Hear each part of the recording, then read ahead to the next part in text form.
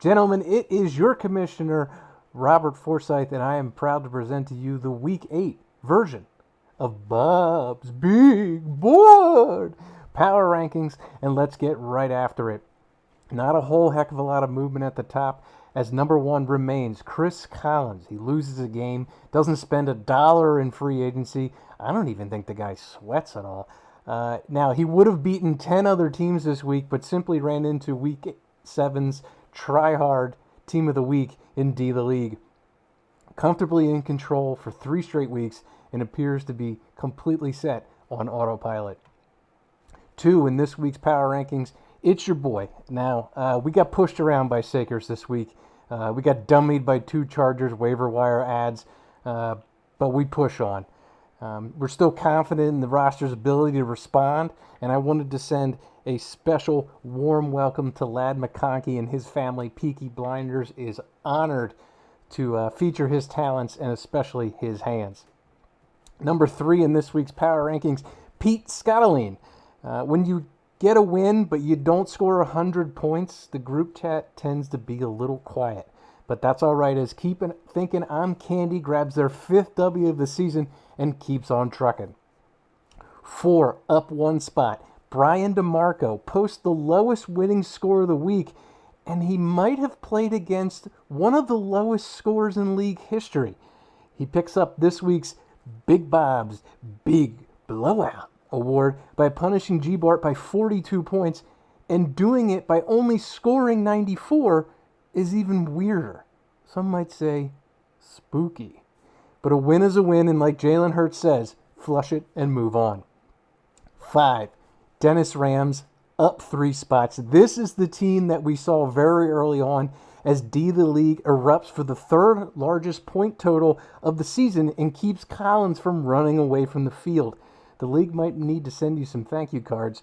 Hat tip to Dennis and his dudes for shaking off the 3-game losing streak.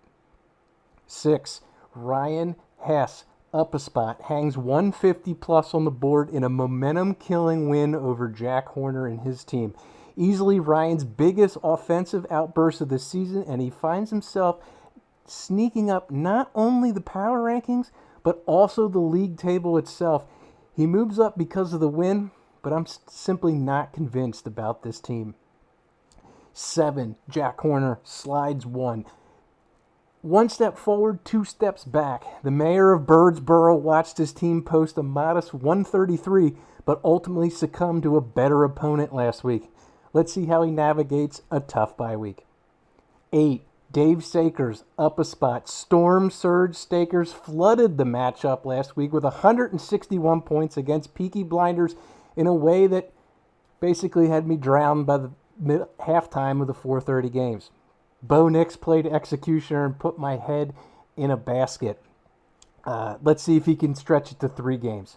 9, Greg Bartholomew slides 5 spots. Greg, what the hell is going on here? This team is in total freefall as they don't even get off the bus this week. I really need to look it up. But scoring 52 points with a full roster may seriously be the worst weekly score in league history. It's almost hard to do. Greg and the gang needs to be looking for the fire exits this week, and they get no reprieve as they play the number 1 seed in the league right now. 10. Ladies and gentlemen, it has happened. Like Frankenstein rising up off the table, Phil DeAngelis is alive! He's on the cusp of a 3-game winning streak, and the professor may be getting very close to putting the class back into session.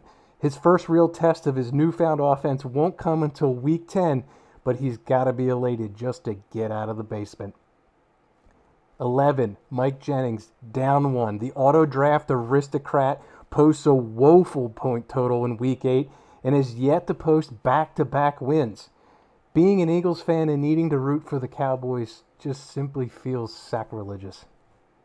And last, number 12, Jeff Kuba, down 1 more spot. Did you hear that backfiring, sputtering noise you just heard? That was the last of the bee's knees offense. One of 5 teams that failed to clear the 100-point hurdle this week, and now he has officially lost 4 in a row. Well, gentlemen, that's going to wrap up Power Rankings this week. And make sure you're handing out the good candy this Friday. I'll see you next week.